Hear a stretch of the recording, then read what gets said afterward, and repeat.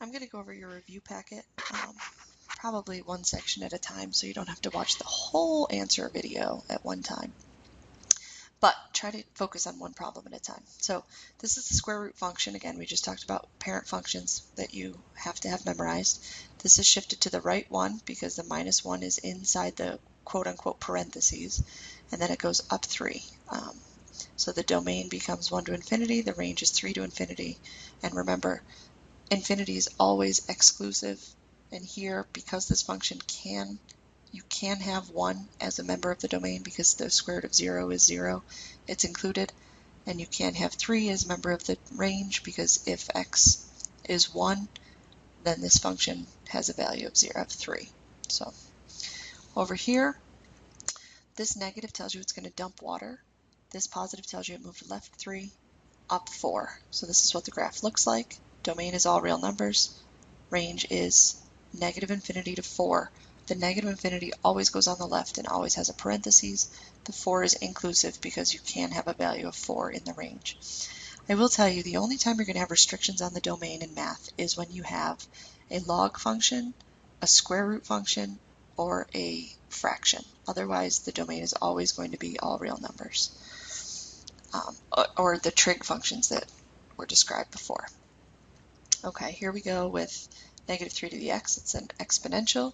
It's negative, so it's reflected over the x-axis.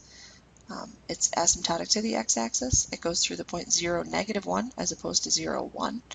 And the domain is all reals, and the range is from negative infinity up to 0. Here's your natural log function.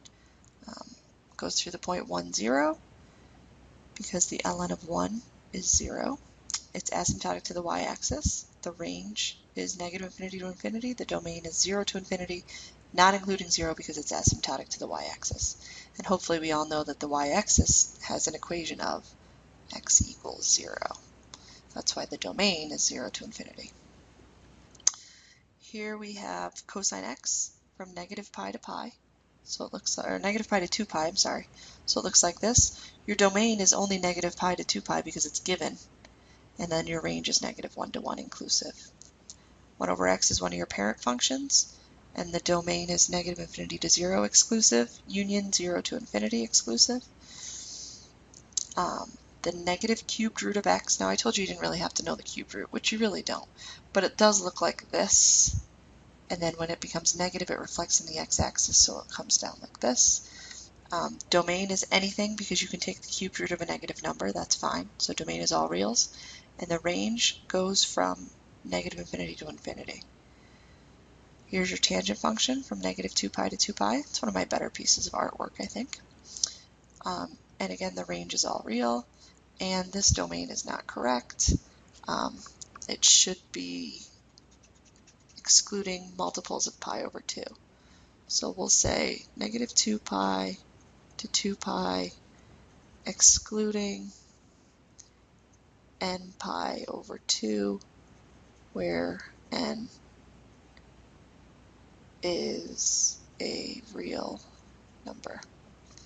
That's not true, where n is an odd number, because 2 pi over 2 is just pi, and 4 pi over 2, so where n is an odd integer. N is an odd integer. Okay, e to the x is your regular exponential function, goes through the point 0, 1. Domain is all reals, range is 0 to infinity exclusive. And here's your absolute value function that moved left 3 and down 1. And again, you can see the domain and range. The next 3 problems we just went over, so you should not have any problem understanding those. Go watch the video again if you do. And this is a log function who is shifted to the right 2 units, which means that instead of going through the point 1, 0, it's now going through the point 3, 0. The domain is from 2 to infinity. This should be an asymptote at 2. It's not a very good drawing. This should be an asymptote at 2. And the range goes from negative infinity to infinity. That's it for the first section of the review packet.